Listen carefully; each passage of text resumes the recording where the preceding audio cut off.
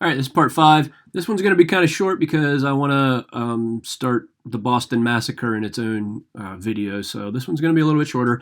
So in 1767, Parliament, like the dummies they were, and the king, they come back and say, all right, we're going to put some new taxes on the colonists because we need to make money to pay for the French and Indian War. Funny part about all this is, like, if Parliament wouldn't have been so bullheaded and would have just like agreed to let us represent ourselves, we might today still be sitting here drinking tea at tea time and going, God save the Queen, chip chip cheerio kind of thing, but it didn't happen that way. So, okay, 1767, they passed some new tax acts called the Townshend Acts. What did the Townshend Acts do? Well, put taxes on more things here. Glass, paint, paper, tea, lead, things that people needed to use every single day. Okay, glasses, glass for in windows, paint, people painted their houses, paper, kind of like the Stamp Act. Tea is the big one that we'll get to, for the Boston Tea Party and stuff. And lead, had to have lead to make musket balls and things out of.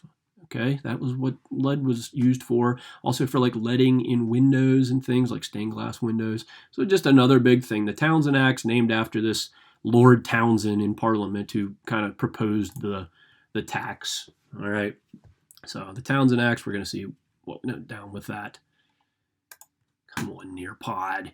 All right, go back one here. All right, by passing the Townshend Acts, Parliament yet again, and King George III yet again showed that it still thought it had the authority to pass laws for the colonies without their consent. No taxation without representation. We get madder and madder and madder every time they do this.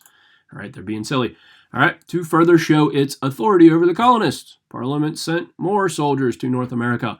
By 1770, there's more than like 9 or 10,000 redcoats here in the 13 colonies. And like we said before, Parliament and the king tried to say, oh, well, they're here for your protection against the Indians over here because of Pontiac's rebellion. But most people are going, then why are most of the troops here in Boston and New York City and Philadelphia and Baltimore and Charleston, South Carolina, and Savannah, Georgia? Why are they all out here along the coast in the 13 colonies if you're supposed to be protecting us from the Indians? Because it was all about power. It was about showing we're using force to keep you guys under control now.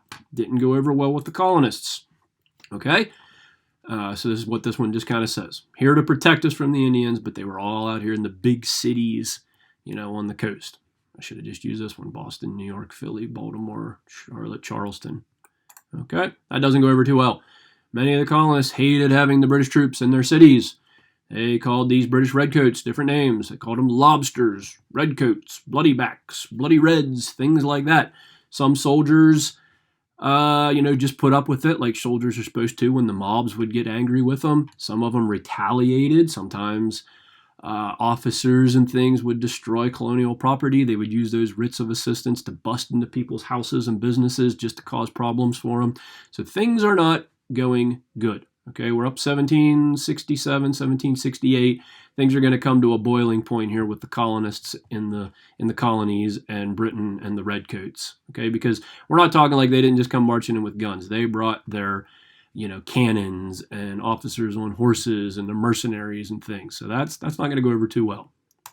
All right, and that is going to lead us to, if Nearpod will turn, to the next slide that we're going to start on here, the Boston Massacre. So when I come back, we'll talk about March 5th, 1770, big event up in Boston known as the Boston Massacre. Okay, so that's part 5. Kept it under 4 minutes. We come back, we'll start part 6 with the Boston Massacre.